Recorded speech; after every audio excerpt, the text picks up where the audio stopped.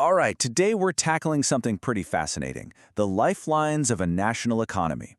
We're going to look at the hidden systems that, well, keep a whole country alive and kicking. So let's jump right in. So let's start with a really big question.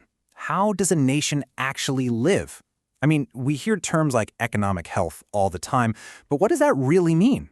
How does a country function day in and day out? You know, the best way to get your head around it is to think of a country as a living, breathing organism, a really complex one. And just like any living thing, it needs systems to move resources, to send messages, and to interact with the world around it just to survive and grow.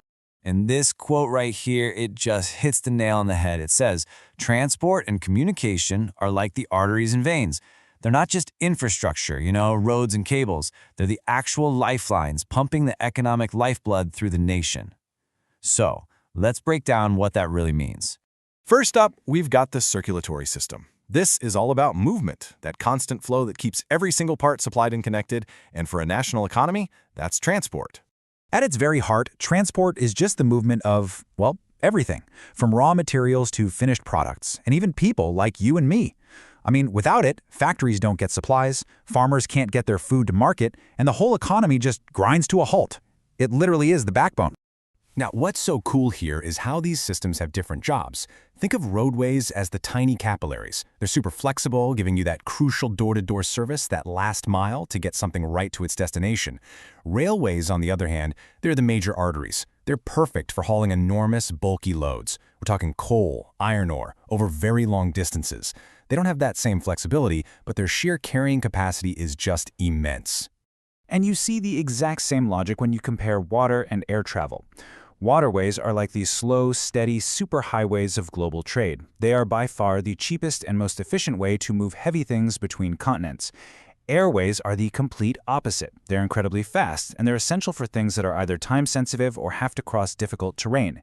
You'd fly in life-saving medicine, for example, not a million tons of grain. And just to give you a sense of how deep these systems go, take a look at a single mode, like roads in India. It's not just one big network. You've got these huge national highways connecting the big cities, then state highways connecting places within a state, and it drills all the way down to district and rural roads that connect individual villages. Each layer has its own job, creating this incredibly organized and complex web. Okay, so that's the circulatory system. What about the nervous system? If transport is moving all the physical stuff, communication, well, that moves the information. It's the signals that coordinate the entire body. And communication really breaks down into two main types. You've got personal communication. A phone call, an email. It's a direct, two-way conversation between a few people. Then you have mass communication, like a TV broadcast or a newspaper. That's a one-way signal sending a single message out to a huge, diverse audience all at once. And here are the major tools of that mass communication network. Radio is still absolutely vital for reaching remote areas. Television is, of course, a super powerful visual tool for everything from news to entertainment. And then there's the internet, which just completely changed the game, right?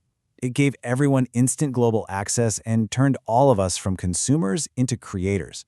Each tool plays its own unique part in shaping a nation's conversation. So we've got a body with a circulatory system and a nervous system, but how does it get energy? How does it grow? Well, for that, it needs to interact with the outside world. And that's where trade and tourism come into play.